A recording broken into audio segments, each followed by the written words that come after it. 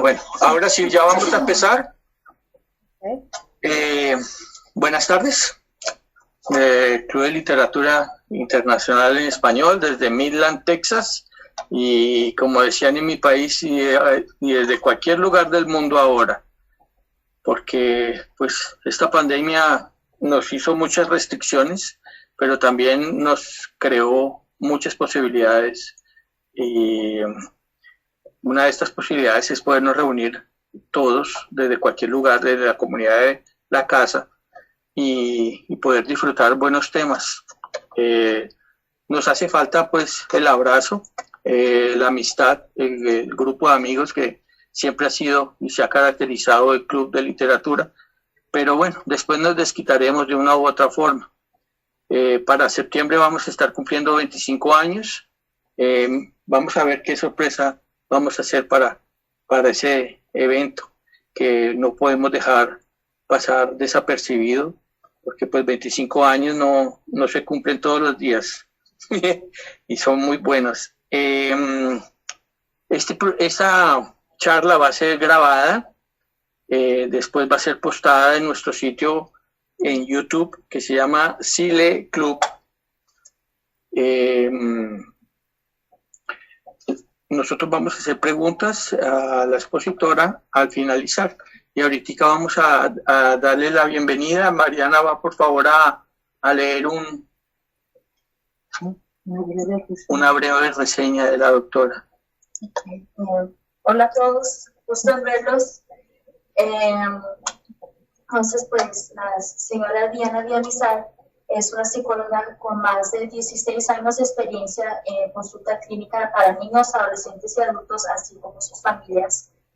Y es dedicada al estudio constante y a la investigación en el campo de la psicología clínica y la neuropsicología, a la comprensión de la relación entre cerebro y conducta y su impacto en el desarrollo armónico del individuo, como en el surgimiento del trastorno mismo. Su formación académica pues es psicóloga de la Universidad del Bosque, es especialista en psicología clínica de la Universidad Católica de Colombia, es especialista en docencia universitaria de la Universidad del Bosque, es también especialista en evaluación y diagnóstico neuropsicológico de la Universidad de San Buenaventura y tiene una maestría en neuropsicología clínica de la Universidad de San Buenaventura. Pues, sea muy bienvenida, señora Villamizar. Ok, entonces vamos a dar la palabra a la doctora Villamizar. Muchísimas gracias a todos. Muy buenas tardes. Voy a estar buscando acá la presentación para subirla.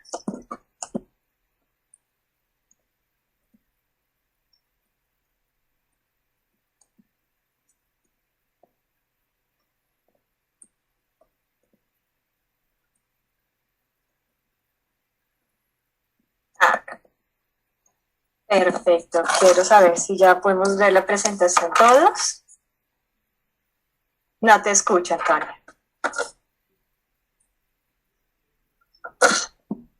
Sí, levanto la voz.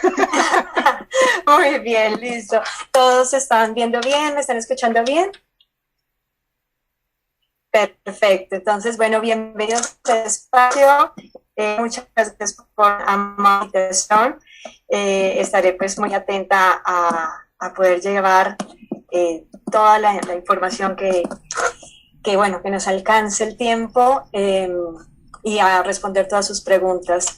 Ojalá sea de todo su agrado. Entonces, empecemos con la salud mental en tiempos de pandemia.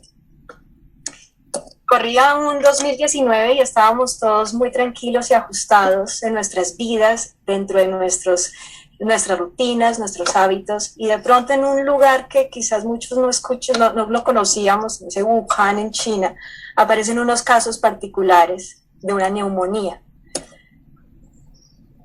En diciembre 31 del 2019, China empieza a notificar a la Organización Mundial de la Salud sobre estos casos tan atípicos. Enero 12 ya está compartiendo el genoma de este virus para que los grandes laboratorios puedan empezar a trabajar sobre el mismo. Enero 11 ya tenemos la primera muerte allá en China.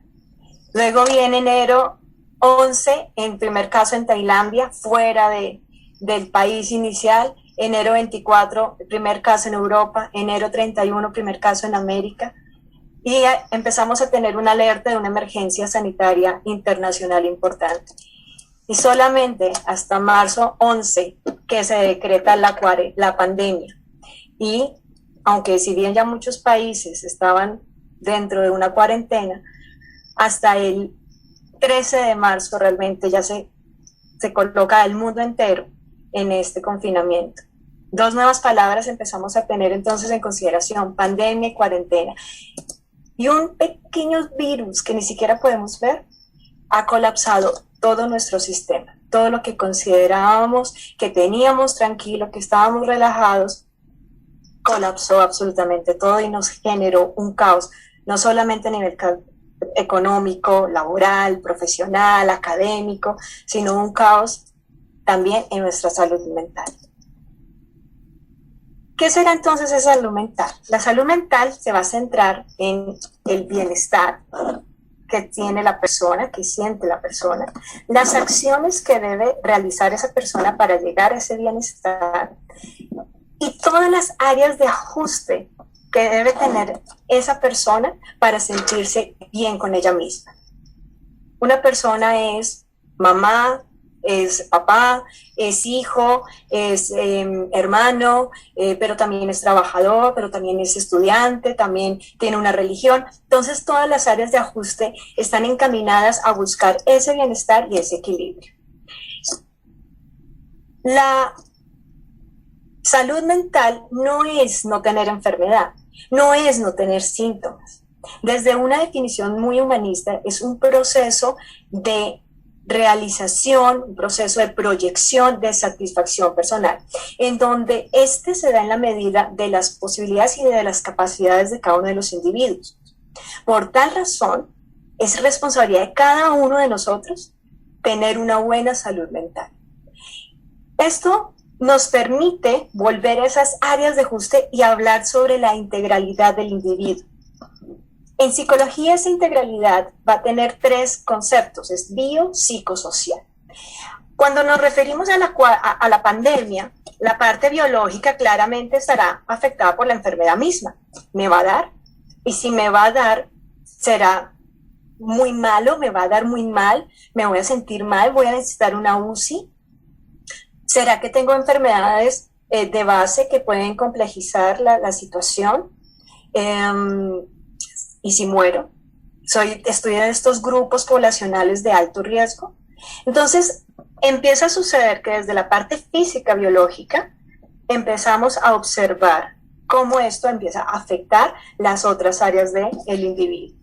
Un área supremamente afectada con la pandemia y especialmente con la cuarentena es ese aislamiento social. Porque no solamente ahora estamos confinados, sino que cuando por fin logramos acercarnos a otra persona, volver a reunirnos con los amigos, con las familias, tenemos que estar además con distanciamiento. Y nosotros los latinos, que somos tan cariñosos, que necesitamos tanto del otro, del acercamiento, nos están diciendo, no podemos besar, ya no podemos abrazar, los nietos ya no pueden salir corriendo a abrazar a los abuelos, ya nosotros tenemos que cuidar y proteger a los mayores, a nuestros padres, estar todo el tiempo con un tapabocas. Entonces, ya está viendo muy alta esta cuarentena. Y la parte psicológica comprenderá desde la parte emocional, la parte afectiva y la parte espiritual. La parte espiritual viéndola no desde la religión, sino desde la introspección que tiene el individuo, desde su propio conocimiento. Entonces, aquí me parece importante hacer un alto. Entender dos puntos fundamentales. Primero, la parte normal, lo que es típico, lo que está dentro del promedio. Muchas veces es fácil estar generando diagnósticos y estar diciendo, no, es una etiqueta, entonces esta persona ya está deprimida, esta persona ya está ansiosa, y a veces no está. La ansiedad es normal, el estrés es normal, las preocupaciones son normales, de hecho son necesarias en nuestra vida. Lo importante es saber manejarlos. esta es una situación que nos alteró bastante esa integralidad que les estaba mencionando. Entonces vamos a trabajarlo desde la normalidad para poder empezar a tener estrategias que no nos afecte tanto esta cuarentena y esta pandemia. Y otro de los aspectos importantes para aclarar es la diferencia entre dificultades, alteraciones y trastornos. Una dificultad, por ejemplo, puede ser que yo estoy trabajando y me están colocando una fecha límite. Y esa fecha límite de entrega me estresa a mí. No puedo tolerar esas fechas límites. Tengo una dificultad y me genera un estrés. Una alteración ya empieza a tener diferentes variables y puede afectar diferentes contextos. Entonces no solamente la fecha límite, sino que además tengo que hacer una presentación y tengo que trabajar en equipo. Y eso ya me genera estrés. Y ese estrés lo llevo a mi casa y termino peleando con mis hijos. Entonces son ya varios factores que me están alterando una misma situación y diferentes contextos. Y por último está el trastorno. El trastorno ya requiere del cumplimiento de diferentes criterios. Esos criterios son universales, tanto en Colombia, en Estados Unidos, en España. Y además de todo hay un criterio de temporalidad. Y esto es importante. Yo puedo estar estresado o yo puedo estar ansioso, pero no significa que estoy teniendo un trastorno de ansiedad. Necesito tener mucho tiempo sintiendo esos síntomas para establecer ese trastorno. Y por último, este debe generarme un malestar psicológico muy importante y afectar muchas de mis áreas de ajuste. Entonces, muchas de ocasiones podemos ver que frente a la cuarentena, la persona tiene una dificultad, la persona tiene una alteración y no necesariamente un trastorno. Eso es importante para quitarnos un poquito esas etiquetas que incluso a veces nos lastiman a nosotros mismos. Teniendo presente esto, entonces vamos a trabajar desde las necesidades de la persona, el estrés que está generando esta situación diferente y las emociones y sentimientos. Las necesidades serán entonces todo ser humano tiene muchas necesidades que debe satisfacerlas porque determinan en gran parte su supervivencia por un lado y por el otro su proyección, su trascendencia. Serán entonces estas necesidades espirituales de crecimiento y contribución, la autorrealización del individuo, pero estas no necesariamente impactan en la supervivencia de la persona. Simplemente, si las desea llevar a cabo porque es una persona ambiciosa, pues puede llegar a ellas. Su crecimiento personal, profesional, la contribución que hace a la sociedad. Pero hay otras necesidades relacionadas con la supervivencia del individuo. La importancia del significado, verse reconocido y validado por los otros, la conexión social y el amor, toda la parte de afectividad. Y dos muy importantes, que es donde me voy a centrar, en la necesidad de certeza y la necesidad de incertidumbre o variedad. Cuando hay personas que necesitan mucho de la necesidad de certeza, de sentirse seguros, cómodos, estables, de sentirse con confianza y con ciertos niveles de protección. ¿Por qué? Porque eso les permite sentir cierto control de su vida, de las variables de su vida, y le permite predecir a futuro qué puede suceder. Yo tengo un trabajo, ese trabajo me da un dinero y ese dinero me permitirá comprar una casa. Puedo asegurar ciertas cosas y predecir ciertas cosas. En exceso de esa certeza, esa necesidad de certeza, nos lleva a una vida muy monótona, a una vida llena de aburrimiento, porque no hay sorpresa, no hay cambio.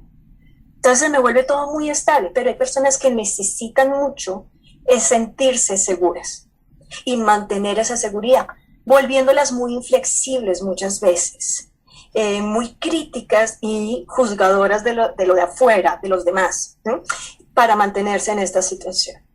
Por otro lado, tengo la necesidad de la incertidumbre, de cierta emoción, de cierta sorpresa en la vida, que se generen retos, desafíos, por ejemplo, necesidad a veces de cambios, necesidad de entretenimientos, o el picantico de la vida.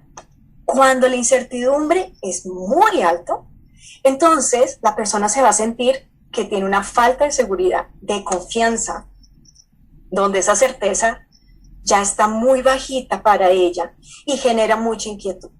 Se da en situaciones donde la información es faltante o es confusa y donde la situación es desconocida y donde no podemos predecir. Cuando la incertidumbre es alta, se incrementa la ansiedad, se incrementan las preocupaciones y la angustia, porque yo siento que no tengo el control de las variables, donde mi piso está tambaleando y no sé cómo volver a sostenerlo. Me siento vulnerable y además me genera un impacto porque además no puedo planear a futuro ni puedo organizarme. Entonces eso debilita mucho el control que yo podía tener y ese nivel de certeza que necesitaba. Muchas veces las personas sienten que el nivel de incertidumbre es tan alto que no pueden superarlo. Y esto nos genera muchos trastornos. Si la persona ya venía con un trastorno, pues el trastorno se va a aumentar mucho más al sentir que no tiene el control. Y muchos casos, personas que nunca en su vida, por ejemplo, habían tenido un ataque de ansiedad, están teniéndolos hoy día. Porque si se dan cuenta, con estas 3 características, son las 3 características que tenemos hoy día con la pandemia. Información insuficiente, hoy nos dicen una cosa, mañana cambia, que las vacunas, que AstraZeneca funciona, que ya no funciona, hay una falta de información, no es clara, y la situación es totalmente desconocida. Nadie sabía de este virus.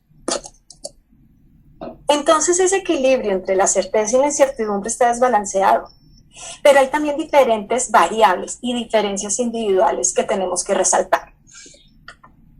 Es muy diferente esta pandemia y esta cuarentena con personas que, por ejemplo, tienen garantizado su trabajo, tienen garantizado su salario, versus una persona que está en una situación de pobreza.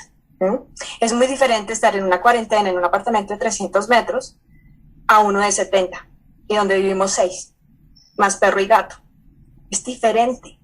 Es diferente a los 70 que a los 2, a los 5, a los 15, a los 50 años. Es diferente y esas diferencias en las variables son importantes atenderlas para cada uno de nosotros. Por otro lado, hay diferencias individuales de cómo nosotros podemos asumir, adaptarnos a esta situación. ¿Qué tanto la incertidumbre me afecta? ¿Qué tanta necesidad de certeza necesito en mi vida? ¿Me podría adaptar? ¿Me estreso? ¿Y el estrés cómo lo estoy manejando? Ahora entremos a ese punto del estrés. El estrés que se volvió casi que una palabra muy típica, yo diría que en todos los grupos, desde los adolescentes que viven estresados hasta muchos de los adultos que también es su palabra de combate. Estoy estresado, no me molesten, estoy estresado, es que esta situación me estresa, entonces estoy fastidiado y casi que es un argumento para estar uno con una mala actitud a veces ante la vida. El estrés es totalmente normal. El estrés es típico, incluso es necesario, porque es una respuesta adaptativa. Es una respuesta de protección, incluso es una respuesta en donde todos mis recursos se encaminan para solucionar algo. Es un conjunto de reacciones fisiológicas, inicialmente, ante estados de tensión nerviosa, de amenaza o cuando una demanda es muy grande. Es muy significativa la demanda que yo estoy teniendo y a veces está superando mis propias estrategias. El estrés comprende 3 fases. La primera es una reacción de alarma, la fase de alarma.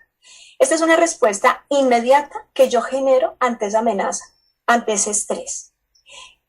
Esto me permite prepararme para la acción. Si yo estoy frente a una amenaza y yo evalúo la amenaza, entonces yo tengo que prepararme, tengo que correr, tengo que huir, tengo que atacar, tengo que defenderme o tengo que colocar toda mi respuestas cognitivas para solucionar alguna situación.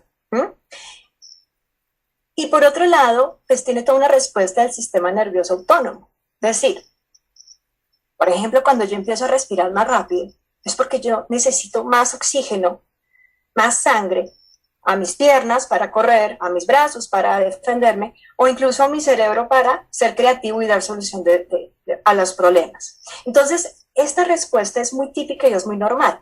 El problema es cuando se mantiene esa respuesta de estrés sin dar solución efectiva al problema. La siguiente fase es la fase de resistencia. Aquí la persona está desarrollando esas estrategias para sobrevivir o enfrentarse a la situación. El punto determinante aquí es tratar de volver al equilibrio, de volvernos a sentir bien, con bienestar.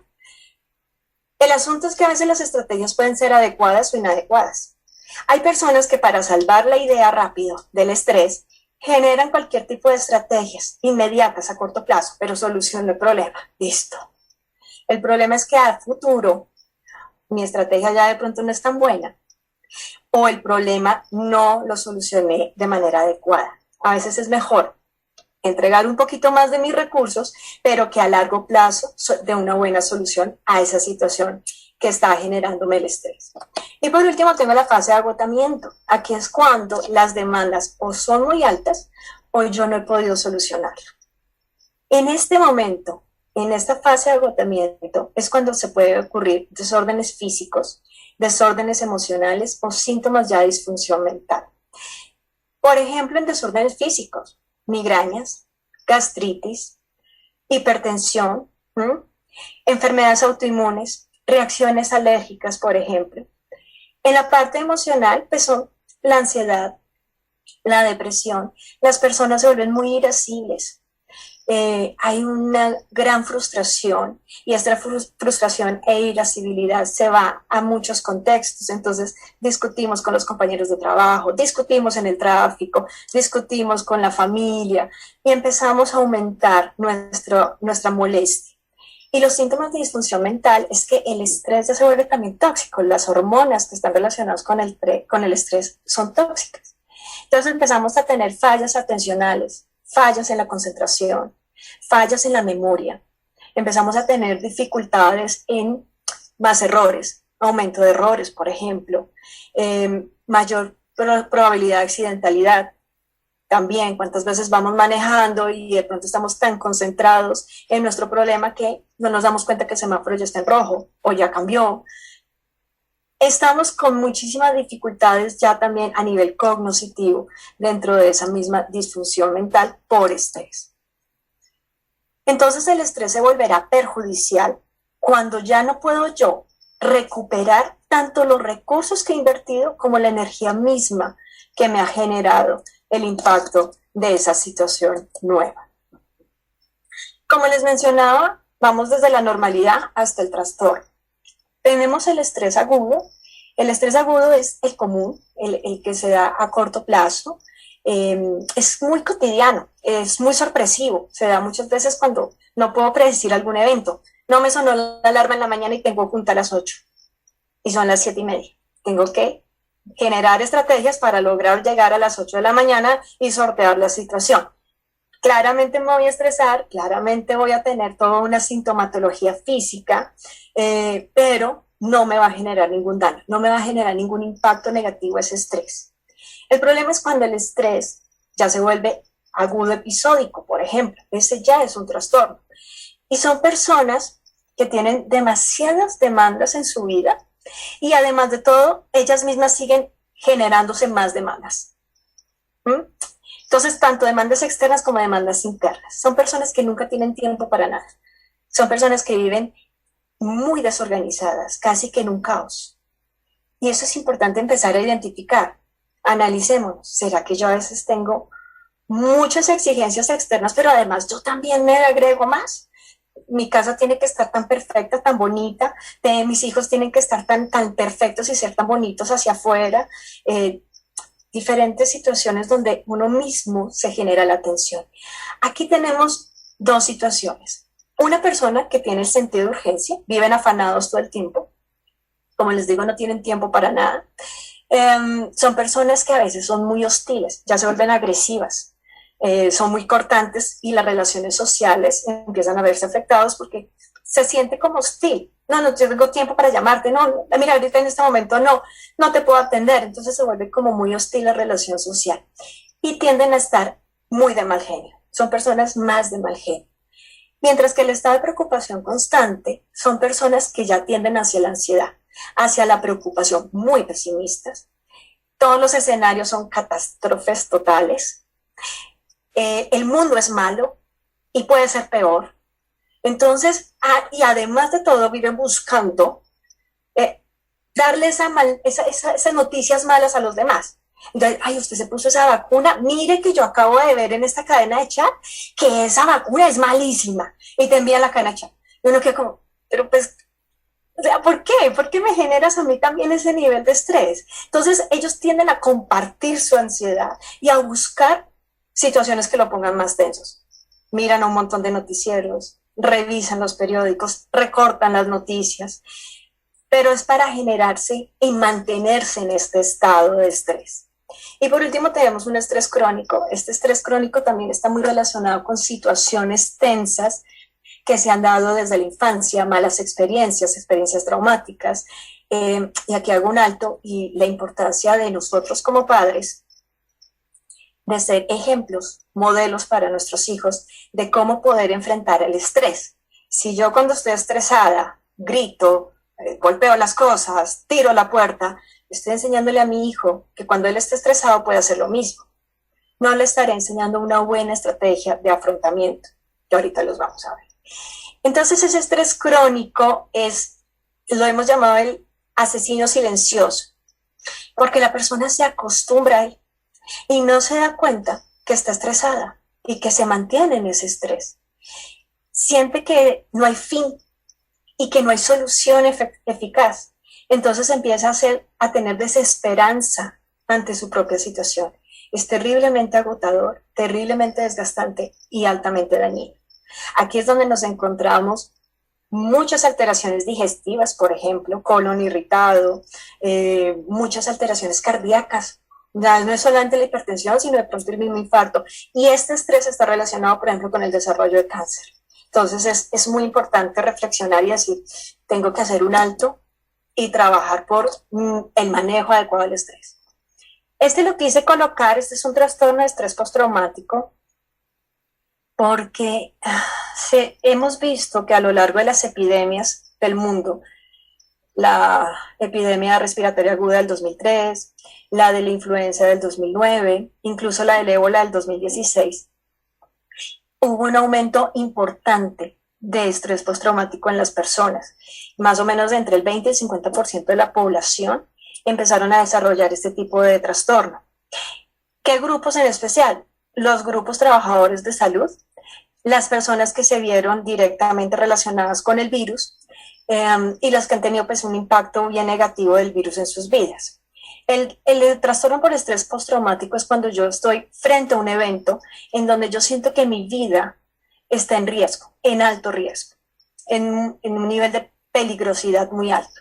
Entonces la persona está reexperimentando el evento una y otra vez de manera constante, tiene muchas alteraciones en su vida, evitación, las respuestas, no tiene respuestas efectivas, no las tiene, no tiene las herramientas y tiene una activación fisiológica continua y constante.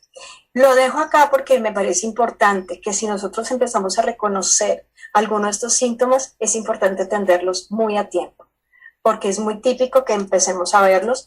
Si ya los vimos con las epidemias, pues imagínense con la pandemia, cómo lo podemos encontrar en nuestra población.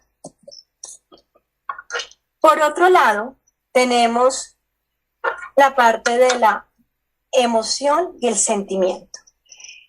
Y me encanta trabajarlo porque yo creo que si la mayoría de los adultos trabajamos sobre el desarrollo de la inteligencia emocional, nos evitaríamos muchos problemas a futuro y le enseñaríamos a nuestros hijos a también evitarse muchos problemas. En la medida en la cual yo pueda manejar mi emoción y mis sentimientos, voy a tener una mejor forma de pensar. Entonces, este trabajo es supremamente importante y lo coloco acá para identificar cómo un mal o un inadecuado manejo de la emoción y del sentimiento puede ayudarme a generar un trastorno futuro. La emoción es visceral, es totalmente innata, es una reacción que yo tengo a diferentes eventos. Tiene su principal componente, será biológico-fisiológico. Y otro de los componentes que tiene importante es el componente motivacional. Al ser biológico, fisiológico es totalmente reactivo. es instintivo. Motivacional porque es adaptativo. Si yo abro la nevera, saco un contenedor, lo destapo, inmediatamente siento olor a que está dañado, yo inmediatamente lo alejo de mí. Automáticamente yo lo alejo de mí y no me lo voy a comer. Yo no necesito más para saber que eso está descompuesto. Y mi motivación será alejarlo porque me va a hacer daño, adaptativo, biológico. Pero por otro lado tengo el sentimiento. El sentimiento también es motivacional, pero por otro lado tiene un gran componente cognitivo, el racional. Yo el sentimiento ya lo pienso. El amor, por ejemplo, es un sentimiento donde la base es una toma de decisión de si yo quiero estar o no quiero estar con una persona. Entonces aquí ya empieza a ser mucho más racional mi sentimiento. ¿Cuál es la emoción? Las emociones son 6, son las básicas: tristeza, miedo, alegría, ira, asco y sorpresa. Los sentimientos, pues como ya son racionales, pues ya comprenden otro tipo de estructura y tenemos muchísimos más sentimientos. ¿Cuáles puedo controlar? Yo no controlo la emoción, pero sí controlo el sentimiento que me genera la emoción. Entonces yo no puedo controlar el miedo que me generó que me ladró un perro en la calle. Yo simplemente reaccioné y me corrí. Luego ya digo, no, pues es que era un French Poodle, no me va a hacer daño. Es después que yo luego ya razono, entonces ya me calmo y ya busco la calma dentro de mí. No me mantengo en un nivel de ansiedad. Entonces, digamos que podríamos decir nosotros, describir que hay como un camino. Puedo sentir una emoción, la emoción me va a generar un sentimiento y este sentimiento va a impactar en la forma en la cual yo estoy pensando. ¿Qué estructura va a tener mi pensamiento? ¿Cómo yo interpreto? ¿Cómo yo percibo? Y cómo yo creo, mi sistema de creencias sobre el mundo, los otros y sobre mí. Este sentimiento y este pensamiento se van a estar retroalimentando continuamente. Si yo estoy angustiada, pues porque el virus está, porque estamos en el tercer pico, etcétera, y mi pensamiento es: nunca vamos a salir de esto va a ser peor cada día, ya nos vamos a morir, no voy a volver a encontrarme con mi familia, pues claramente mis sentimientos van a ir en aumento de manera negativa. Y la percepción, la interpretación que yo voy a tener de lo demás va a ser malo. El gobierno nos quiere condenar, es que me están inyectando un chip, entonces yo mejor no me vacuno, y empiezo a generar un montón de situaciones y de pensamientos que me mantienen este sentimiento negativo, y este sí mismo me está manteniendo un pensamiento negativo. Se retroalimenta. Entonces yo tengo que empezar a cambiar este sistema de creencias, de cómo yo estoy interpretando las cosas para que mi sentimiento sea mejor. Voy a centrarme en 3 emociones principales: el miedo, la ira y la tristeza. ¿Por qué en estas? No hay emociones malas, no hay emociones negativas. Las emociones, como nos hemos dado cuenta, son buenas. Todas son buenas, todas son positivas. El asunto con estas 3 es que ellas se autojustifican. Como decíamos ahorita, cuando una persona está estresada, estoy estresada, no me moleste todo el mundo. Digamos que estas 3 hacen lo mismo. Yo estoy ansiosa, entonces, me siento mal, tengo mucho miedo, entonces me justifico mi miedo, justifico la tendencia a mantenerme en ellas, a engancharme con ellas. Entonces, cuando yo tengo miedo y yo no manejo bien mi miedo, los sentimientos que voy a proyectar van a ser de ansiedad y de preocupación. Si yo me mantengo en ese mismo nivel, pues mis pensamientos van a estar direccionados a mantener esos sentimientos de ansiedad y de preocupación, de angustia, de zozobra. Si yo estoy con la ira y no manejo mi ira y me mantengo en ella, pues voy a tener trastornos del comportamiento, es decir, una conducta externalizada, llena de coraje, llena de enojo, llena de una persona irascible, que fácilmente estalla, que fácilmente es reactiva. Y esto obviamente va a tener un impacto social impresionante.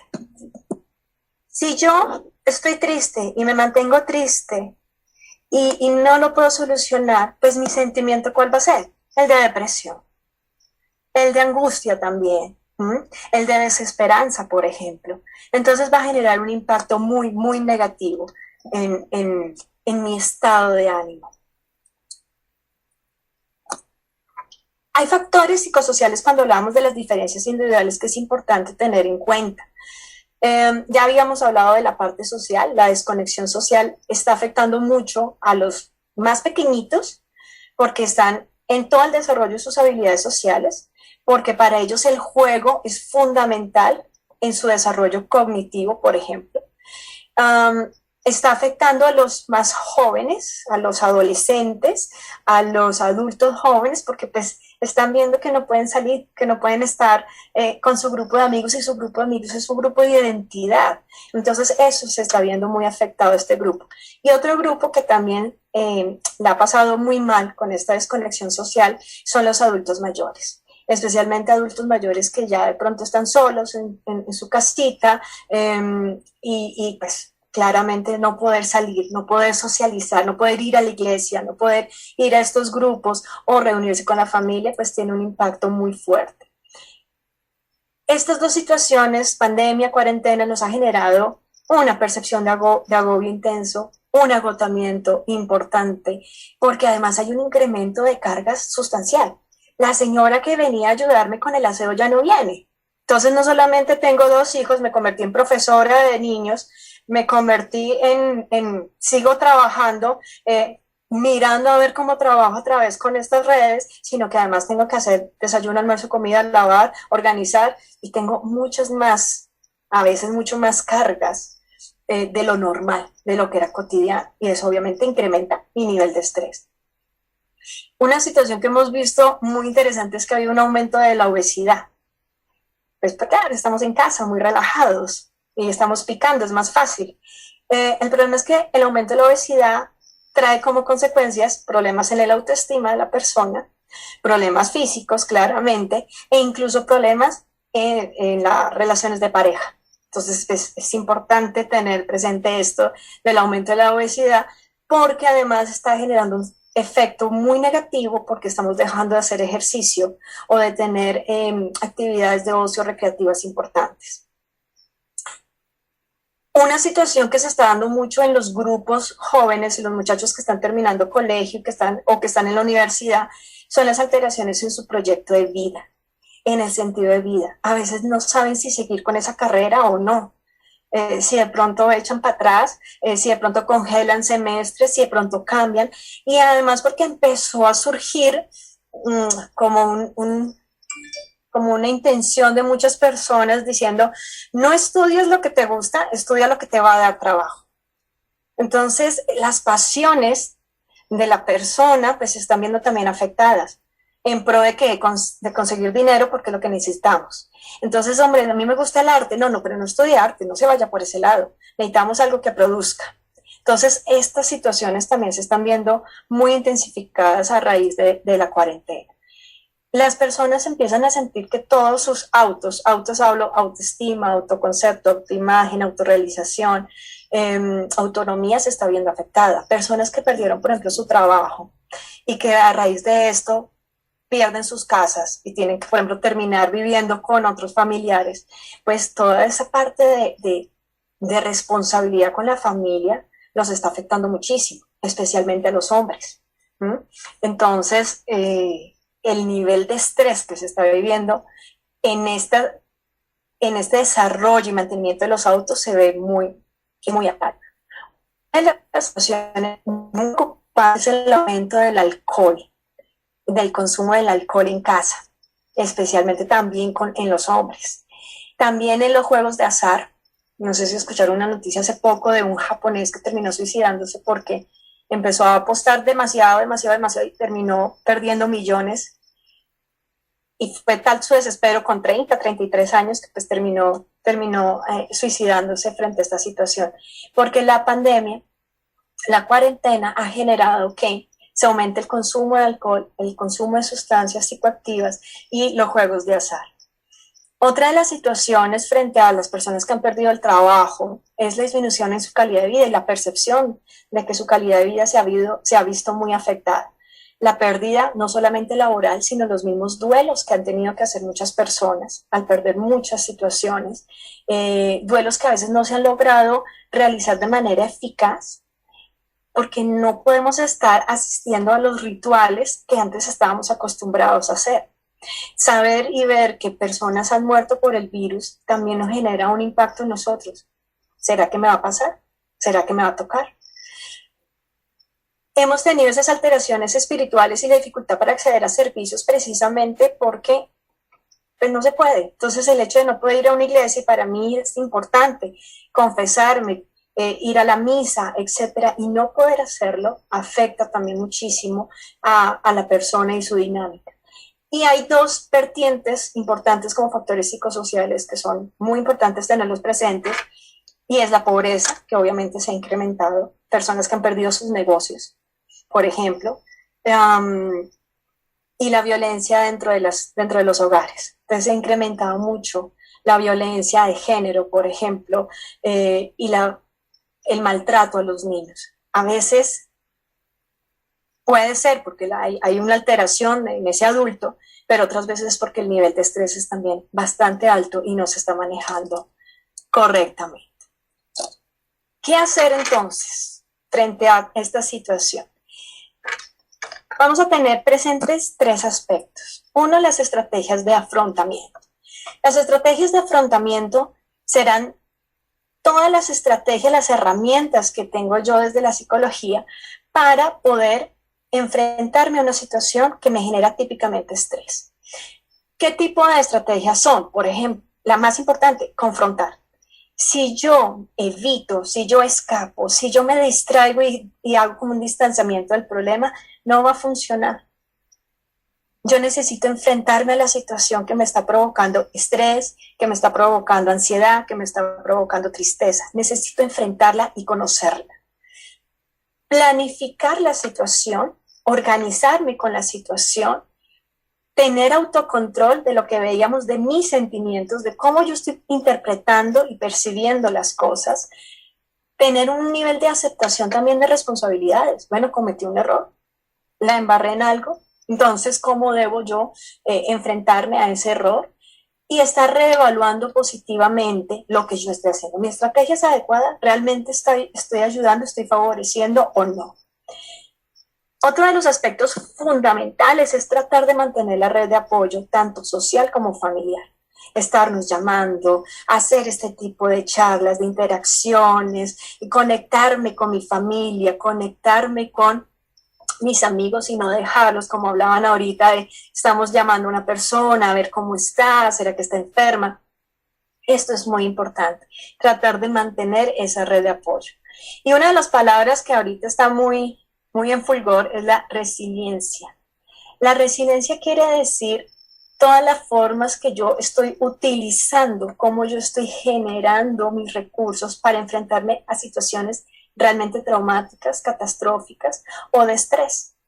Una persona resiliente será una persona, primero, que se conoce mucho, que trabaja sobre sí para saber cuáles son sus capacidades y qué puede hacer. Entonces, su autoestima, su autonomía y su autoconocimiento están en un alto nivel. Son personas que utilizan, por ejemplo, el humor muchísimo, que se ríen de las situaciones y buscan a través del humor disminuir el estrés. Personas que manejan estrategias de afrontamiento positivas, como las que les indiqué ahorita, son personas muy flexibles, es decir, permiten que se generen alternativas de solución sin problema, sin esos juicios, sin críticas, pero son perseverantes sobre sus objetivos. Y son también muy empáticas, que permiten una escucha activa sobre el otro. Pero lo más importante es que el diálogo interno es un diálogo positivo. Muchas veces tengo muchos pacientes que desde que se despiertan se están hablando a sí mismos de una manera muy negativa. Qué feo soy, cómo amanecí de horrible, yo doy asco, yo no voy a poder hacer nada. Si yo continuamente me estoy hablando de esta forma, es claro que me voy a sentir mal y que mi sensación de depresión, de angustia va a ir en aumento. Yo estoy casi que diciéndome a mí misma que no sirvo y que no voy a poder hacer nada. Y ante una situación como estas, pues si tengo ese tipo de diálogo, pues va a ser muchísimo más perjudicial porque me va a llevar efectivamente a generarme un trastorno. Entonces vamos a tener muy pendientes este tipo de estrategias a nivel individual. Primero las 3A. Las 3A, ¿qué es? Asumir, aceptar y adaptarse. Asumir la situación. Esto es lo que tenemos. Esto es lo que hay. En la medida en la cual yo asuma lo que tengo, pues me va a permitir aceptar lo nuevo. Y lo nuevo es esto que estoy viviendo. Entonces me va a permitir tener una estrategia mucho más positiva para al final lograr adaptarme de manera adecuada a esta nueva realidad. Expresar, dialogar, siempre estar hablando continuamente, decir qué estoy sintiendo, manifestarle al otro: me siento mal, me siento incómodo, me siento triste, hoy amanecí enfadado. Eso es importante, estarse comunicando de manera abierta. Hay momentos donde la tensión en el hogar no es tan fácil para permitir estos diálogos. Entonces es bueno, por ejemplo, escribir. Yo estoy tensionada, estoy con nervios, estoy ansiosa y no puedo hablar, no quiero hablar, pero puedo escribir. En el momento en el cual yo empiezo a generar este tipo de expresión, empiezo a razonar. A veces este simple hecho, este simple ejercicio de escribir me ayuda ya a darle como otra interpretación. Escribo las cosas y digo, no, pero tampoco es así, tampoco está tan mala cosa. Y ya eso ya me ayuda a manejar mis emociones y mis pensamientos de una manera más eficaz. Ahorita estaban hablando sobre la necesidad de estar en el presente y me encantó eso, porque es en el aquí y en el ahora en el cual tenemos que estar. No podemos engancharnos ni al pasado ni al futuro, no sirve de nada. Si yo empiezo a engancharme con el pasado, con esos hubiera, ¿qué hubiera sido si? Y si de pronto a lo mejor lo que voy a hacer es deprimirme, porque yo no puedo cambiar el pasado, lo único que tengo es que aprender de él, que aprendí del pasado y que lo puedo traer para el hoy. Y si me engancho el futuro y solamente me quedo en el futuro, típicamente los escenarios van a ser totalmente catastróficos, porque es que tengo que prepararme para lo malo que viene. Entonces siempre voy a estar en función de esa ansiedad y lo que va a generarme es una preocupación constante. Lo que tengo que hacer es estar hoy. Hoy qué tengo. Hoy qué puedo hacer. Y ahí vienen las 3 R's. Las 3 R's es reconocer, reflexionar y razonar.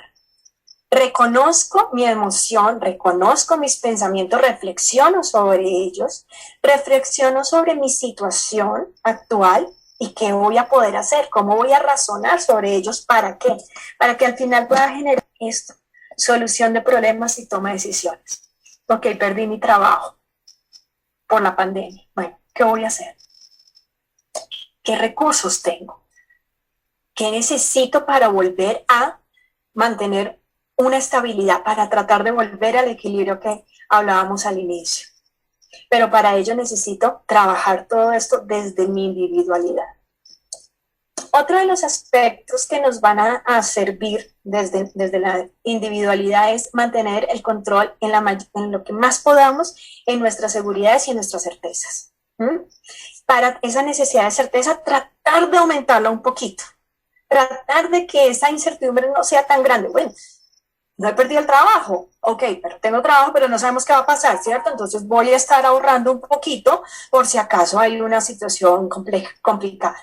Vamos a tratar de disminuir gastos o, por ejemplo, un amigo piloto que pues, obviamente con esto toda la parte de la aviación tuvo tanto conflicto, entonces de ganarse millones terminó ganándose 1 millón y eso pues perjudica mucho con 2 hijos adolescentes. Pero entonces su recurso fue empezar a hablar con una institución, con un colegio, con la administración para minimizar el impacto de ya no poder seguir pagando lo que iba a pagar, porque ya no se podía. Entonces, su recurso fue tratar de mantener lo que más pudiera, la seguridad, su nivel de confianza en lo que tenía antes de. Para ello es importante también tener fe en uno, mantener su confianza en qué, en sus cualidades, en sus talentos, en la experiencia, en lo que usted sabe hacer. Entonces, bueno, yo sé hacer esto es lo que yo trabajo, yo tengo experiencia en esto.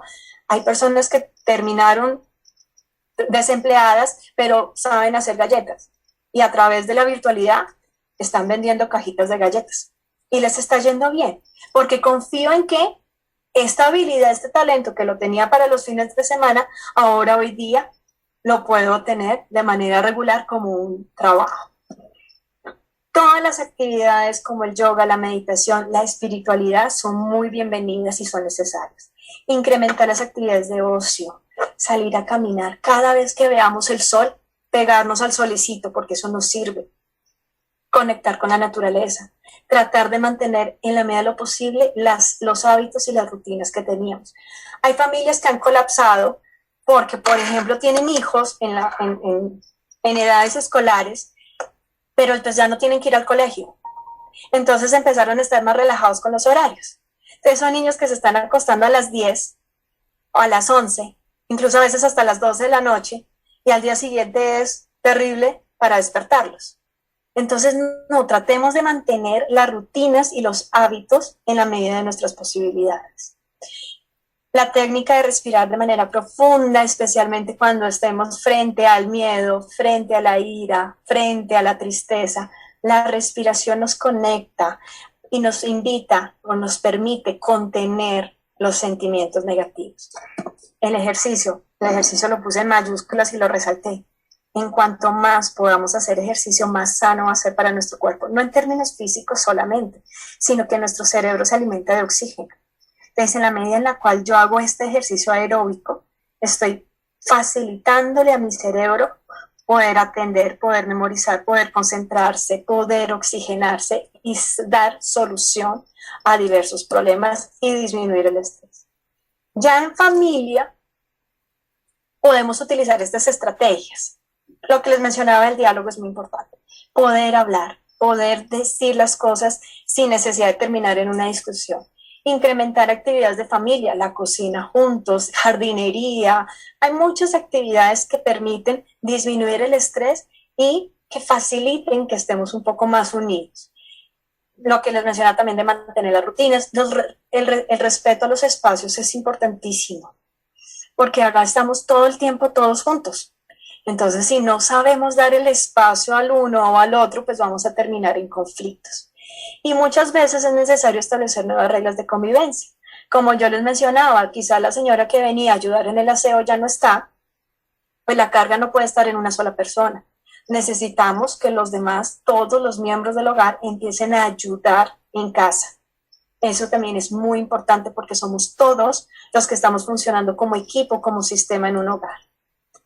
De todas maneras, si sentimos que las situaciones, estas ansiedades, estas tristezas, estas angustias están superándonos, no dudemos en pedir ayuda. Es muy importante poder estar atentos a nuestros propios síntomas, a lo que nosotros estamos sintiendo y que cuando necesitemos, sepamos pedir ayuda. Bien, hasta aquí, ¿hay alguna pregunta respecto a esta charla? Porque acá ya quiero meterme con algunos libros que están relacionándose con epidemias y con pandemias. No sé si hay alguna pregunta, yo estoy pendiente por el chat o también si quieren con la mano, pedí la mano.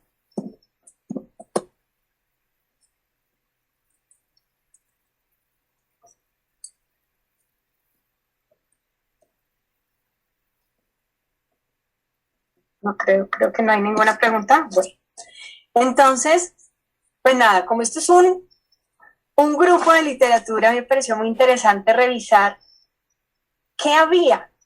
Muchos libros quizás ya los habíamos leído, pero no nos habíamos dado cuenta de la relación que podía tener con lo que estamos viviendo hoy. Entonces encontré algunos, hay muchísimos, pero seleccioné algunos, como por ejemplo el de Cameron, desde tiempos de 1350 más o menos. Este habla sobre la peste bubónica que atacó en esa época a Florencia. Y bueno, pues es una historia ahí bien interesante de amor, de erotismo, de la fortuna, y bueno, y de toda la complejidad de la epidemia en su momento. Cambiando tanto de aspecto literario como de época, pues está el famosísimo Stephen King, con este libro donde es un poquito apocalíptico, con un virus de la influenza, de la gripa, pero él habla mucho sobre el desorden social que se presenta frente a una situación de estas, que pues quizás no estamos tan lejos de, ¿no? A veces las dificultades en la sociedad hacen que todo esto se incremente, que se mantenga mucho, ¿no? El desorden, que hay fiestas, que todo esto. A la final él hace una reflexión sobre, ¿será que la sociedad habrá aprendido de sus errores? Creo que es una pregunta que aún nosotros estamos tratando de responder. Un libro famosísimo, La peste, de Albert Camus, es súper, súper famoso. No se sabe si es sobre el cólera o la peste negra, porque nunca lo dice en el libro, pero pues claramente es más filosófico, más existencial. Aquí ya está hablando sobre la solidaridad desde la parte médica, desde el doctor que tiene el impacto con la peste, sobre la humanidad y sobre las virtudes del individuo. Entonces creo que es interesante leerlo. Un libro que me encanta es el ensayo sobre la ceguera. Yo le decía a Antonio que sí, que creo que lo tengo en PDF y pues si no hay problema lo podría compartir. Creo que es un libro muy bueno de Saramago. Este es un libro además muy crítico, hace referencia sobre la sociedad, cómo está dañada, sobre todo, de cómo la sociedad se rompe para que la persona como individuo solo esté primando mis necesidades sobre las necesidades colectivas. Otro de los libros que encontré fue La Tierra Permanece, este es de Stewart, y donde solamente hay 2 sobrevivientes después también de un virus fatal, y cómo ellos empiezan a recrear una nueva sociedad, a formar una nueva sociedad, pero entonces se plantean cómo la van a formar, porque pues la sociedad pasada pues como que no funcionó. Entonces ahora, ¿cómo vamos a crear esta nueva sociedad? Y cómo la reflexión de que la humanidad a la final, nosotros podemos irnos a la extinción, pero la tierra es lo que se mantiene.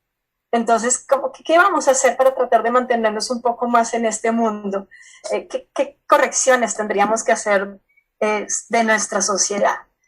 La peste escarlata de London es también una situación donde destruyó todo el mundo y empiezan a surgir diferentes tribus y esas tribus se empiezan a enfrentar entre ellas. Entonces él habla acá o enmarca mucho el libro sobre la necesidad que tiene el hombre de socializar. El hombre es un animal sociable por naturaleza y de la necesidad de volver a buscar grupos para formar pues, sociedades. Este libro me encantó, The Last Man. Es un libro que lo escribió como en 1824, muy profético también, pero fue censurado en su época porque fue muy descriptivo y vino hasta 1960 a rescatarse, a desempolvarse. Entonces me pareció muy interesante para leerlo y ver qué tan profético era como para que fuera censurado en su época. Esta es la página que más me gusta porque estos libros sí los he leído yo muy juicioso. Soy Leyenda, que también está la película, este ya es el virus zombie y todo esto, pero es un libro muy interesante porque también habla sobre la esperanza en la humanidad. Un libro interesante, Dan Brown, el libro, la película no vale la pena, el libro total, Inferno, que también es un virus lo realizaron, es un virus artificial para que la población deje de ser fértil, disminuir la población. Este libro es muy famoso porque cuando surgió toda la pandemia, yo creo que ustedes lo habrán escuchado, de Ojos en la Oscuridad, porque hablaba precisamente de la misma región en China, el mismo virus respiratorio, entonces tiene está muy, muy relacionado con la realidad, con lo que estamos viviendo hoy, entonces pues vale la pena volverlo a leer. Un libro interesantísimo es Zona Caliente. Este habla acerca del surgimiento del virus del ébola. Es muy bueno, se lo recomiendo mucho.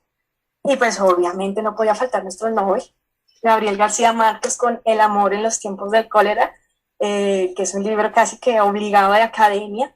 Y bueno, ahí está como el amor, los tiempos, el envejecimiento, la enfermedad misma, en un tiempo de una epidemia importante de cólera. Y bueno, pues nada, muchas gracias por toda su atención. Creo que tengo una preguntita de Leonor. Voy a abrir un poquito acá. Leonor Miranda, creo que tienes una pregunta, tienes la mano levantada.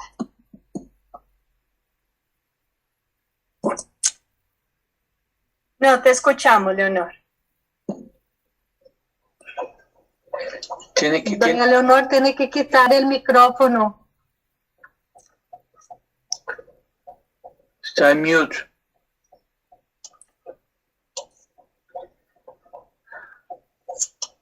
Yo no puedo, no puede ser mute. Yo solo puedo pedirle que haga el mute y ella clica OK, pero si ella no lo hace, no. Dale. Yo le llamo.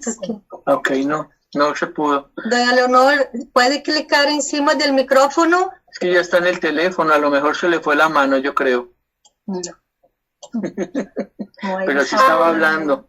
Ponga la pregunta en el chat. Pero peor, ahí sí. La abuela no hace eso. Pues la pregunta es de mi mamá. Cuéntame. No sé, la charla ha estado súper buena. Increíble, qué belleza charla tuvimos hoy. Muchísimas gracias, felicitaciones. Nada, un placer, muchas gracias. Una pregunta, o sea, yo he estado pensando, digamos, pues la gente que ha estado, digamos, en la casa, ha estado como confinada, pues ha tenido como un desarrollo y es un poco diferente a las personas, digamos, que han estado respondiendo al frente en la pandemia, digamos, los médicos, las enfermeras, que han estado 24 horas lidiando con eso hace un año. Ahora con la vacuna, un poco más de control, eso va a empezar a disminuir.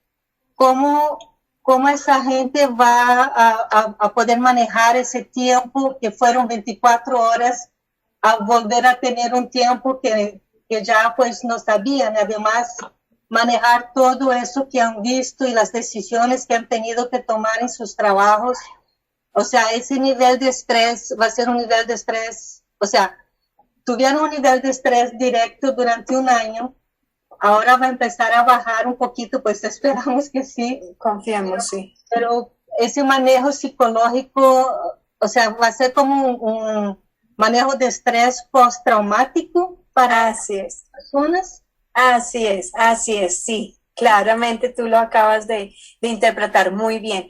Sí, lo que se ve es que el personal de salud que ha estado, digamos que en esa primera línea frente al virus, la tendencia es al desarrollo de ese trastorno de estrés postraumático. Además, no solamente por la carga que ha tenido en términos laborales, sino por el impacto que ha tenido en ellos ver morir tantas personas, bajo, por ejemplo, su cuidado, ver morir a muchos colegas. Entonces, eso también les afecta mucho y a las familias de ese personal también se está viendo un nivel de ansiedad altísimo en las familias, porque es que mi esposo es el que está en esa unidad de cuidados intensivos, está en esa primera línea, llega a la casa y entran como en cuarentena, no estamos juntos, no ves a los niños, no se acerca. Entonces, es difícil ese manejo en estos grupos, tanto de los médicos, enfermeras, etcétera, todo este cuerpo de profesionales, como de sus familias. El impacto es muy alto y típicamente el desarrollo es hacia la ansiedad. Entonces favorece mucho, por ejemplo, el estrés postraumático o diferentes trastornos relacionados más con ansiedad. Incluso también se ve un poco de depresión, también un incremento. De hecho, la Organización Mundial de la Salud empezó a decir o a advertir que la próxima pandemia era la depresión. porque no solamente está golpeando este grupo, sino muchísimos otros grupos, como yo les decía, el cambio de vida que han tenido los jóvenes, los profesionales, los mayores, está afectando mucho la parte afectiva del individuo, la ansiedad y la depresión como trastornos a futuro. Sí, gracias. Creo que ya doña Leonor tiene sin micrófono. Doña Leonor, ¿puede seguir ahora? ¿Puedo? ¿Y me están oyendo? Perfecto. ¿Sí? Ay, qué emocionante, doctora, de Jamundí, Alfaguara, seguir en Cali. Oh, qué rico. De escucharla. El mundo es muy chiquitico, cuando está lleno de enseñanzas y amor a Dios. Así es, sí, señora. Sí, estuve supremamente atenta, porque muchas cosas que usted expresó, esas me llegaron a mí mucho, me llovían. Oiga, doctora, Bueno, logré anotarlas y logré seguirlas. Oiga, bueno, me alegra mucho. Algún día nos conoceremos. Dios Muchas quiera, gracias. Un placer. Usted es muy inteligente y llena de sabiduría. Gracias. Ahí falta bastante, pero muchas gracias por tus palabras y esa era la idea, ¿no? Que les llegara esta información y poder tener de pronto algunos tips tanto para nosotros como para nuestro entorno de familia. Sí, muchas gracias. No sé si hay alguna otra pregunta. Hola a todos, quizás, ¿cómo están? Qué pena, no encontré dónde alzar la mano, pero entré así, en imprevisto. No, pues nada, Diana, mi nombre para todos, Alba Milena de Bogotá. Primero felicitarte por la conferencia, súper agradable. Como dices tú, los tips muy importantes y pues me sentí muy aludida en toda la conversación, en todo lo que mencionaste, de todo lo que estamos viviendo en estos momentos de pandemia. Pues, en lo personal, pues, tomé nota de los 2 libros que recomiendas sobre Los ojos en la oscuridad y Zona caliente, me los voy a leer. Coincido plenamente que el ensayo sobre la ceguera es un ensayo bien interesante porque además de que se viven momentos difíciles en el transcurrir de la historia, pues llega uno a la conclusión es que todos tenemos muchos momentos de ceguera y quizás todo este periodo lo estamos sintiendo así, entonces a veces no queremos ver y nos perdemos. En lo personal, pues este tema de pandemia ha sido un tema de adaptación muy difícil por temas laborales, o sea, el incremento del trabajo, de iniciar jornadas desde las 7 de la mañana hasta las 11 de la noche, pues ha sido complejo porque no se respetan horarios. Otro tema adicional, pues, el tema de esa ansiedad que está generando todo por lo que tú decías, por la desinformación, por las preguntas, porque todo llega en información que a veces confunde y que nos enreda un poco la vida. Y digamos que eso también, esa ansiedad, pues viene de muchas cosas acompañadas, como el tema de comer demasiado, de subirnos de peso. Entonces empieza uno a jugar con muchas variables de depresión y de ansiedad, que en mi caso personal he estado pues con esa rutina de que bueno, tengo que equilibrarme la alimentación, se me olvida, vuelvo y subo, vuelvo y tal, porque pues el mismo trabajo, la misma estar como enclaustrados, encerrados, pues nada, no ha sido fácil, pero igual felicitarte porque pues muy interesante la charla, la conferencia y los tips, y pues nada, a ponernos juiciosos y a poder manejar este estrés y ese equilibrio que todos necesitamos. Muchas gracias, y qué rico por fin verte, porque habíamos hablado mucho por teléfono. Sí, Diana. Entonces, qué rico poderte ver ahorita ya, claro, y conocerte. Ok, un gusto. Gracias, lo mismo. Diana, yo tengo una pregunta. Una pregunta sobre la palabra que utilizaste, la resiliencia. Es una palabra que está muy de moda. Muy de moda ahorita. Y todo el mundo la está utilizando para casi que en cualquier conversación. Si no dices resiliencia, pues como que nadie entiende lo que es. Sin embargo, yo no entendía bien el significado de la palabra, pero tú puedes dar un poquito más darme un poquito más de información sobre esa palabra, por de dónde viene. Es una palabra que viene del inglés, no sé bien el origen. ¿Y por qué se volvió tan famosa en los últimos 2 años o algo así? Hay un libro de Viktor Frankl. Él estuvo en el Holocausto, creo que se llama El sentido de la vida. Bueno, ahorita me llegará el nombre del libro. Esta persona que vivió el Holocausto y estuvo en estos campos de concentración, él genera un libro a través de su experiencia. Es una situación tan adversa como estas situaciones del Holocausto, y él genera unas reflexiones muy bonitas. El sentido de la vida, creo que es que se llama el libro. Es un libro que vale la pena también tenerlo en la mesita de noche, porque nos genera estas reflexiones de la capacidad que tenemos nosotros, tanto de construirnos como de destruirnos, a través de las actitudes que asumimos en nuestras vidas, de cómo yo estoy viendo, cómo yo interpreto, percibo e interpreto el mundo. Si yo veo que el mundo es malo, imagínate en una situación de estas, donde evidentemente sí estaba la maldad, donde evidentemente sí había gente que quería hacerte un daño, que era una situación tan traumática, y él hace esa reflexión de, el punto no es que tanto me haga daño una situación diferente, cualquiera, adversa, sino yo cómo voy a enfrentar esa situación. Desde ahí es donde parte ese término, pero sí, muy bien, realmente ahorita yo diría que un poquito más, por ahí la última década, esta palabra empezó a tomar muchísimo más posicionamiento. Nosotros los psicólogos empezamos a trabajarla mucho más porque empezamos a mostrarle a la persona que usted tiene las capacidades para enfrentarse a lo que sea.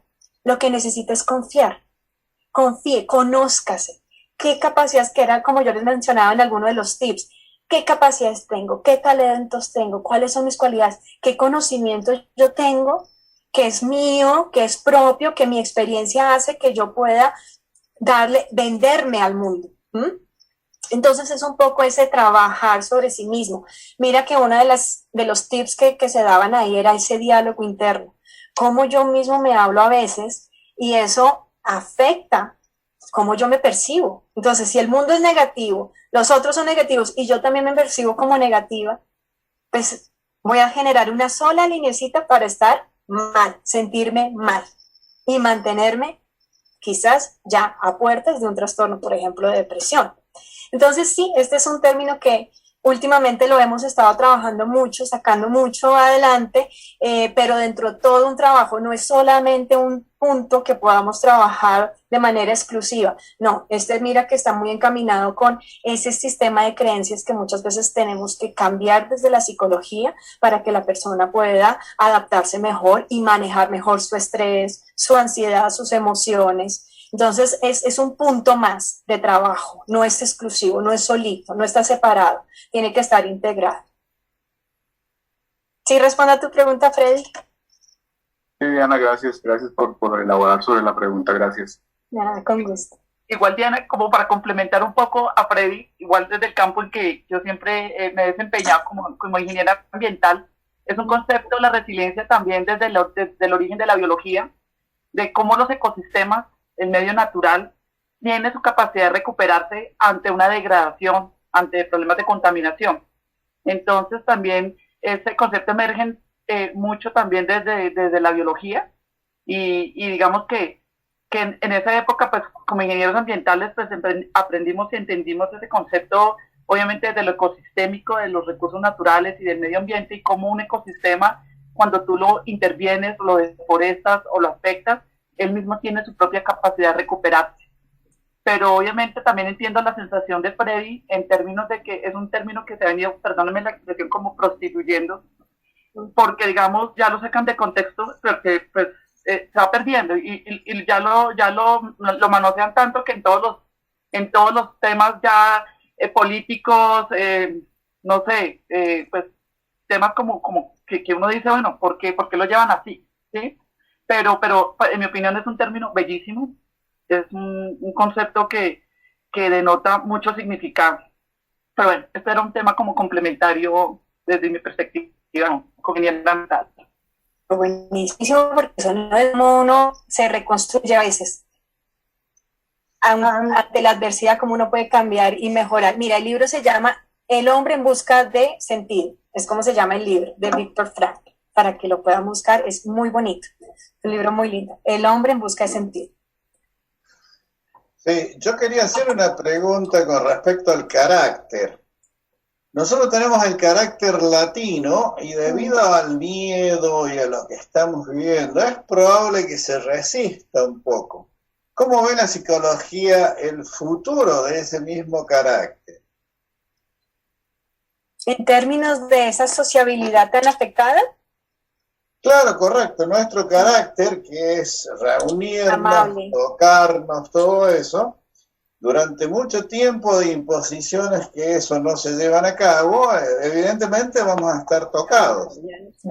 Sí, mira que a veces genera ya incluso fastidio y la gente ya está tomando mucha más distancia.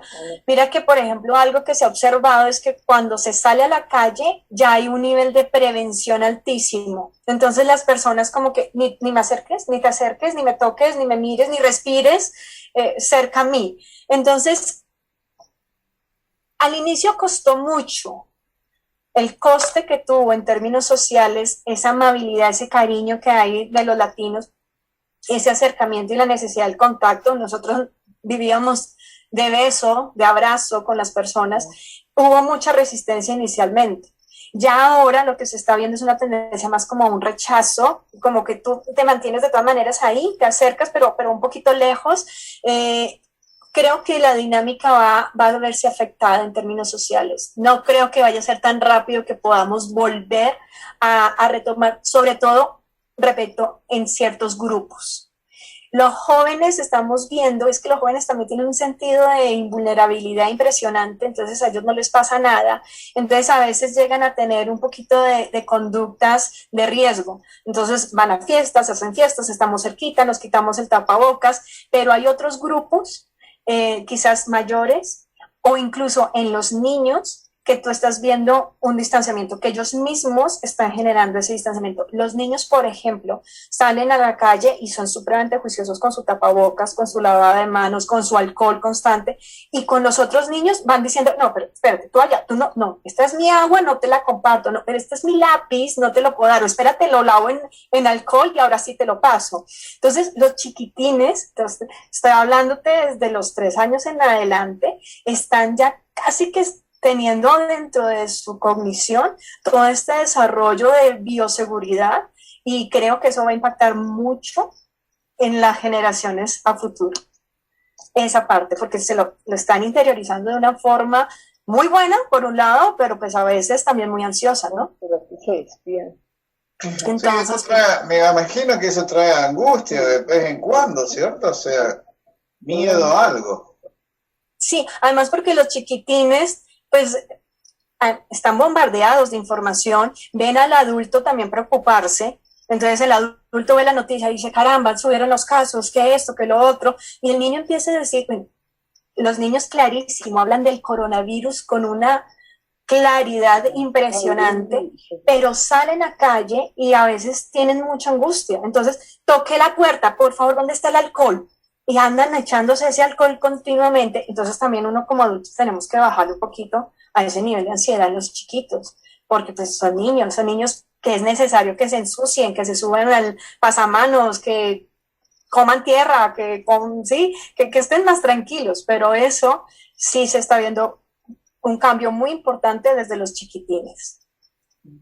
Yeah. Sí. Y que va a continuar, ¿no? Sí, excelente. La disertación me gustó mucho. Y bueno, excelente. Le agradezco todo lo que dijo, o sea, me gustó. Vale, muchas gracias. Un placer. Dígame, ¿dónde está usted? En Bogotá, Colombia. Oh, fantástico. Nuevamente en cuarentenados acá. Ese vaivén también es terrible. Nos sacan, ya puedes decir, no, ya otra vez te encierras. Ahora toca y queda, ahora no sé qué. Ay, ese vaivén también cuesta. Genera mucho estrés porque no te puedes adaptar a nada cuando ya te están cambiando otra vez las reglas. Claro, sobre todo la angustia, no saber de qué se trata. Sí, Juan Carlos en pantalla, y para todos está la edición de ella. Ella tiene, por este medio, tiene pacientes en todo el mundo. Si nosotros queremos contactarla a ella personalmente, también podríamos hacerlo, ¿no? Muchas gracias. Sí, como correcto. doctora. Un comentario más. Mis papás me están pidiendo, Antonio, ¿es posible enviar la presentación, el video? ¿Cómo lo pueden ver las personas que quieren repetirlo? Se lo vendo. No, mentiras. ¿Cómo así? Te lo vendo. Vamos a colocarlo. Antonio. Estamos grabándolo. Ahí se me salió el colombiano, qué pena. Estamos grabándolo y lo vamos a subir a YouTube. Pero pues denos un tiempito para editarlo y todo esto. Sí, pero va a estar. Para poder. Ok, gracias. Bueno, gracias. Diana, y de parte nuestra también, muchas gracias. Estuvo muy ilustrativa la presentación. Gracias a ustedes. Diana, buenísima la información que hemos escuchado hoy, no solamente en tiempos de pandemia, sino en la vida en general, ¿no? Así. Esto es lo que se está viendo ahorita, pero tocaste temas muy importantes en el desarrollo de la persona, del ser humano. Y definitivamente los pensamientos son los que también gobiernan nuestros comportamientos, ¿no? Entonces es ser intencionales, escogiendo los pensamientos que vamos a recrear en nuestra mente. Entonces, muchísimas gracias por recordarnos estas partes que aunque las sabemos en los afanes y ahora con todo este rollo de la pandemia, los olvidamos, ¿no? Y es tener claridad que nuestros pensamientos tenemos que ser intencionales, escogiendo los pensamientos que permitimos que recreemos nosotros en nuestras mentes, ¿no? Entonces, gracias, Diana. Disculpa que no estoy en cámara, pero mil gracias por esa presentación tan sencilla y tan informativa. Fue muy clara y muy chévere, una manera muy tranquila de explicarnos algo tan importante. Te agradezco muchísimo. Con mucho gusto. Muchas gracias a ti. Yo también quiero agradecerte, Diana, porque realmente la plática estuvo, como lo comentan las demás personas, muy entendible.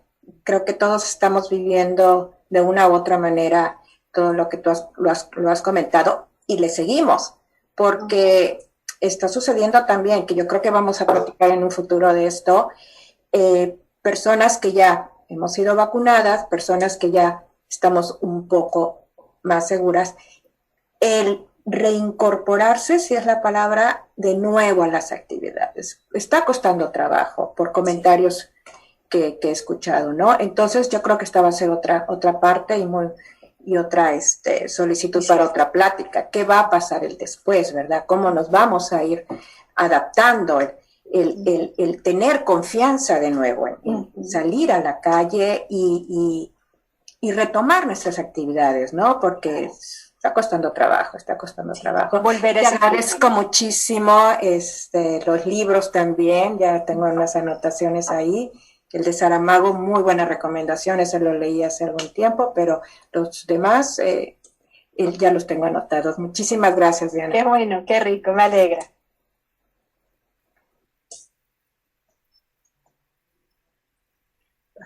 Dianita, muy bonita tu presentación, tu disertación, tan jovencita y con esos conocimientos tan abundantes y tu intención tan bonita de transmitirnos y de animarnos, porque pues si nos sirve de mucho todo lo que nos has hecho reflexionar, que nos has hecho pensar. Una de las cosas que a mí en lo personal me ha ayudado mucho, pues es la religión. Diariamente escucho la misa y eso siento que al estar meditando la misa estoy en la resiliencia, pidiéndole a Dios adaptarme a esta nueva situación y a enseñarle a las personas que me rodean, a mis nietos, a mis hijos, a que sean felices con lo que están viviendo, porque tienen su casa, porque tienen sus entretenimientos, porque tienen sus clases en línea. Sí. Y pues eso yo creo que a todos ustedes también se han cobijado un poco bajo las alas de la religión. Es lo que creo que nos puede ayudar mucho, pero también los conocimientos, los libros, los estudios, y pues eso nos los transmite uno, nos invita. Muchas gracias, Dianita, muy bonita. Gracias a ti, tocaste un punto muy importante, y es eso, ¿no? Es tratar de mantenernos. O sea, si para mí antes era importante la religión, con esto, claro, tengo muchas dificultades, pero ¿qué voy a hacer? ¿Qué estrategias voy a generar para sentirme aún cercana dentro de mi religión?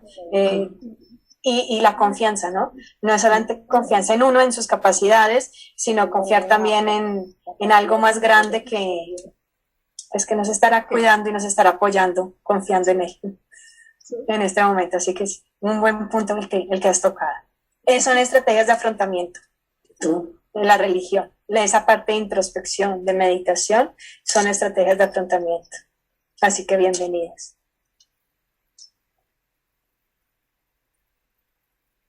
Bueno, creo que, no sé, Antonio, creo que ya no hay más manitas levantadas. Tú me dirás. Que no. Muchísimas gracias. Siempre hay mucho para hablar, sobre todo cuando estamos hablando temas de estos y metiéndonos con el cerebro. Te agradezco muchísimo. Ha sido una conferencia estupenda. Tuvimos muy buena asistencia. La grabamos en 3 dispositivos. Esperamos a ver que nos vaya bien, tengamos éxito, y de verdad estamos muy bien con el Club de Literatura ahora. Estamos cada vez mejor, estamos aprendiendo a utilizar estos medios para comunicarnos. La audiencia que tenemos es bastante internacional, que esa es la idea, que lleguemos a todos. También quiero decirles que en julio vuelve nuestra presentadora Diana a darnos otra conferencia, y pues me imagino que todos vamos a volver con muchas ganas. Vale, perfecto. Y entonces pues muchas gracias, y pues damos por terminada la charla de hoy. Y pues hasta aquí queda grabado. Ya lo que queramos decir de aquí en adelante pues ya es visita. Muchas gracias, y se les quiere mucho. Mil gracias. Muchas gracias a todos ustedes. Me despido con un fuerte abrazo. Que estén muy bien. Gracias. Igual.